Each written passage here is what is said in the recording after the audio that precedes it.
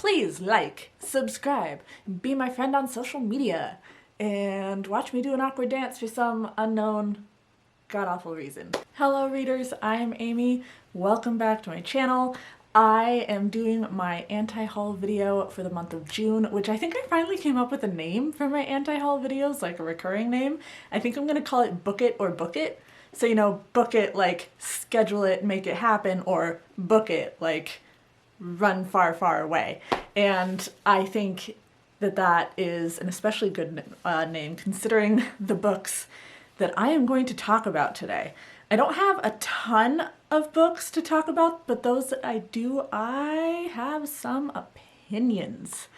So this is going to be a fairly short video, but these opinions are my own. If you're looking forward to the books that I'm not, or if you're not looking forward to the books that I am, that's fine. But I just thought we would talk about a couple of the releases coming out. So first one, this one I believe is coming out on June 1st. We have Taylor Jenkins Reid, BookTube darling, releasing Malibu Rising. It's going to be the must-read book of the summer, which I'm sure that's true. It takes place in 1983, 10 years before I was born, so 37 and a half years ago. 4 famous siblings, an epic summer party at a Malibu mansion. Party gets out of control. A fire will burn it all down by dawn, and there are secrets. I'm not particularly excited about this. I'm not excited. I read The 7 Husbands of Evelyn Hugo, and the story was amazing. I enjoyed it. The writing, I'm like, it was fine. Taylor Jenkins Reid just isn't an author who's super high on my list, but I know that everyone on BookTube is really going to be looking forward to reading her. So we'll see what people think of this year's summer must-read, because you know Taylor Jenkins Reid is going to be the summer must-read. Then we have Survive the Night by Riley Sager. I am not going to read this. I have many close friends, looking at you, Hillary, who love Riley Sager, like love him so much. And I've tried. I've read 3 of his books so far, and I just don't have a good time with it. His plot summaries sound so fascinating, but a lot of the books feel too long. The twists are unexpected in kind of a bad way for me. By the time I finish any one of his books, I ask myself why I even continued to read it. I have not read Home Before Dark yet because haunted house books are really, they're not really my genre. I've read one haunted house book that I actually enjoyed, and when it comes to like haunted house movies and stuff, I'm pretty particular. So it's just a very fussy genre for me, so I decided not to pick up that book. Survive the Night, I've already watched Emily Fox's review on this book, and her reasons for hating it sound exactly like reasons I would have for hating it. So I'm not going to pick it up. I know people are going to be excited for this one. Everyone's going to read it. Riley Sager is on my no list. Something about his books has not worked for me. I gave him 3 chances. I don't feel like I need to give him any more because I have a ton of books on my own want-to-read shelf that are definitely going to take priority. Then we have The Husbands by Chandler Baker. Even though her husband Hayden helps out, successful lawyer Nora Spangler feels like she carries an unfair share of the domestic burden.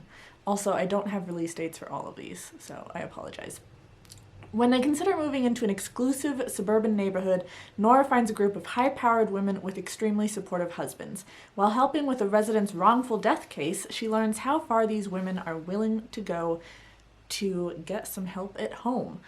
I want to read this. This one, I don't know we have a ton of details about it, but it's giving me Stepford Wives vibes, and that is actually one of my most watched videos on my channel. I think it's just a book that people are always wanting to learn more about. So, Hillary from Melted Books might get a hold of you to do a buddy read on this one at some point and see how it compares, because I feel like it's gonna be kind of a Stepford Wives-ish sort of vibe. So that just, That sounds exciting for me. Next book, I already bought it. It's releasing on June 8th. I already bought it. I have been excited for this for a year now. So about 2 years ago, I think, everyone was really excited for Three Women, which was written by Lisa Taddeo, and she wrote the book over the course of 8 years of spending time with these three women, writing about their lives. It was a hit. I read it. I really loved it. It was a really interesting discussion on women and their personal lives and their sexuality, and I've been keeping an eye out for a book from her ever since I read that one. And for the last year, I've known she was coming out with Animal, and I've just been like, what's the date? So I already bought this. I got the audiobook. I will be receiving it on Audible on June 8th, and I am so excited for Animal by Lisa Taddeo. This is a novel, not a nonfiction, so we'll see how she does with that. This one says, Joan has spent a lifetime enduring the cruelties of men, but when one of them commits a shocking act of violence in front of her, she flees New York City in search of Alice, the only person alive who can help her make sense of her past. In the sweltering hills above Los Angeles, Joan unravels the horrific event she witnessed as a child that has haunted her every waking moment while forging the power to finally strike back.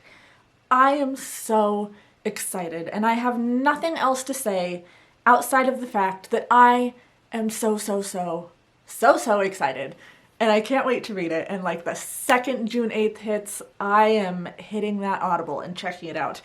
For as excited as I am about this book, this next book is an absolutely not. I will explain my reasons, but save the date.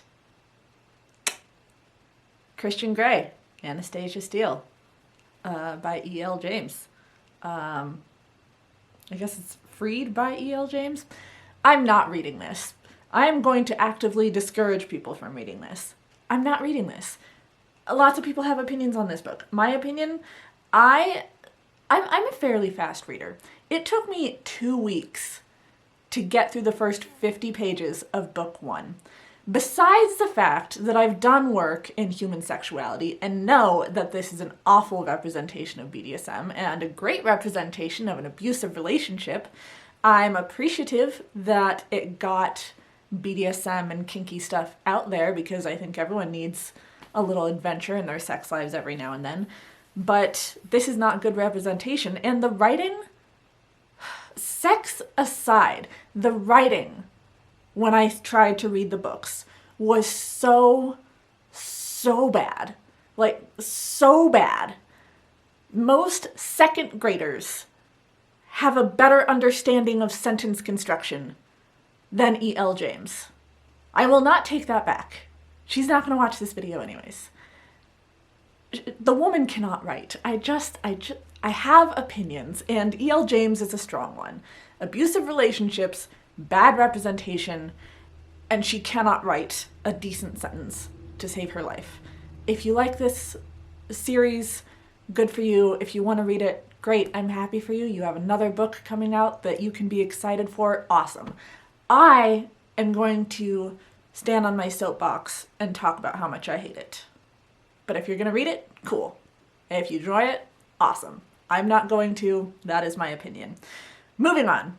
Last book I'm going to talk about today, like I said, this was going to be a fairly short one, is The Personal Librarian. This one I might check out. It's like the only book on my list that I'm kind of indecisive about. The remarkable little-known story of Belle DaCosta Green, J.P. Morgan's personal librarian. I want to say J.P. Morgan's like the tax guy, a financial guy? Some sort of finance name. I don't know anything about finances. Became one of the most powerful women in New York despite the dangerous secret she kept in order to make her dreams come true. This is taking place in the 20s. It has to do with rare manuscripts and books, and I'm really excited to see what BookTube thinks of this. I think we all need to read more books about librarians and books because obviously we here on BookTube think they're awesome. That's going to be it for me today. I'm trying to do shorter videos so I have less editing because I have a lot going on lately. I'm going to try and upload at least semi-regularly, but started a job at Ulta, which is going really well. I have some design work starting to pile up. I have schoolwork starting to pile up. So hopefully I can continue to post at least once a week, but we will see. That is going to be it from me today. Please like, subscribe, be my friend on social media, and watch me do an awkward dance for some unknown, god-awful reason. I will see all of you in my next video. Bye, friends.